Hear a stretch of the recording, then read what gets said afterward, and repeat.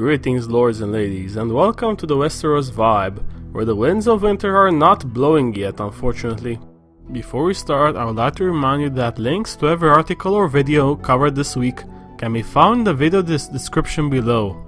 Also in the description you will find timestamps, so that you can choose which stories you will want to view.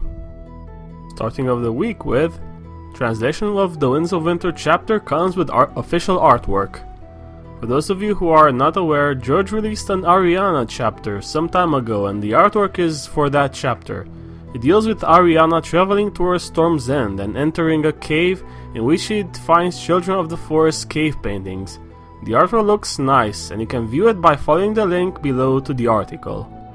Moving on to 12-time George R. R. Martin broke the rules of fantasy writing and had you going WTF. Here they are in all their glory. The dead stay dead. Here's looking at you, Jon Snow. Protagonists are usually characters you can empathize with. Catelyn, Sansa, enough said. Good triumphs over the evil in the end. Stars playing Reigns of Castamere. The book leads to the show or movie. Show overtakes books, unfortunately. There's always a good side and a bad side. Everyone is just sort of grey. Every era has a hero, there's one main protagonist. Clearly there are many in this case. Characters aren't led by the wayside. How's Gendry doing? Every hero has psychics or mentors. The death toll is reasonable, in this case it's over 9,000. Everything has a purpose. Clearly not, as Stannis died for nothing after so much build-up. Interesting characters live, boring ones die. In this case, everyone dies. And there is no status quo. Next up, Isaac Hempstead Wright, Bran on filming Season 7 late and the end of Game of Thrones.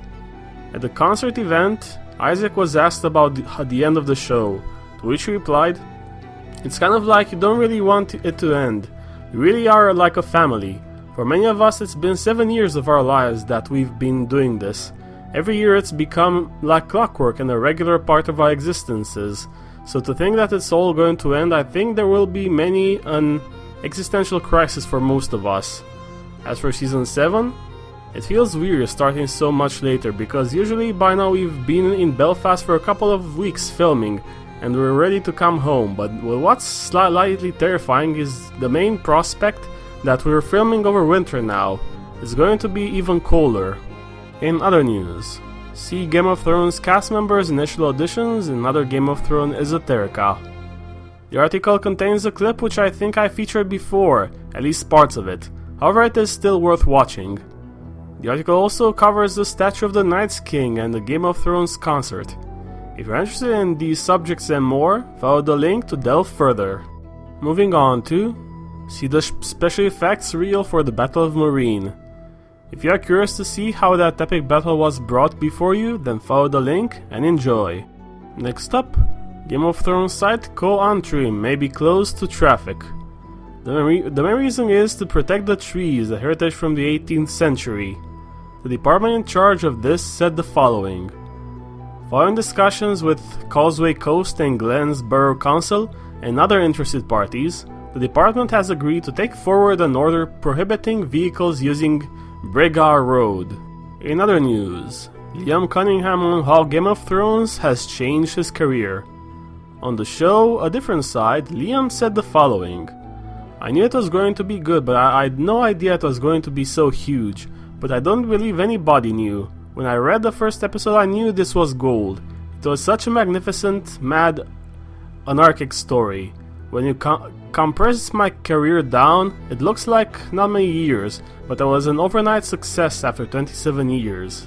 Moving on to, expert A Song of Ice and Fire theorist BryndonBFish talks his favorite theories Winds of Winter release date. The owner of the Wars and Politics of Ice and Fire blog said the following.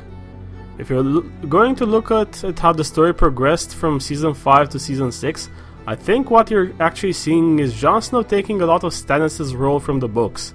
In A Dance with Dragons, Stannis is recruiting different northern houses and lords into his service, and he's marching on Winterfell, and he doesn't have much hope of winning the Battle of Winterfell, but he has a plan in mind, and that's all Jon in Season 6.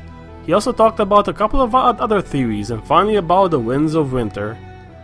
I looked at it by analyzing George's writing speed for Dance with Dragons, and I still tend to see early 2017 as a potential date for when the book might come out.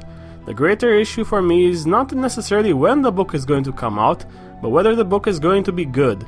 It's not talked about as much now, but 5 years ago when A Dance with Dragons came out, George was mostly satisfied, but he had intended for the Battle of Winterfell and the Battle of Fire to end the book, and that's where those two storylines would naturally conclude. He had to push those events back into the Winds of Winter, which led to a lot of fan disappointment.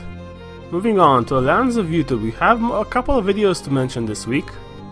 Preston Jacobs has released part 6 of his deeper Dorne discussion, and also part 7 of the same series. That is the news for the week ending on August 14th. I hope you have enjoyed it. If you have, please like, share, comment and subscribe, and stay tuned. Goodbye everyone, have a nice week.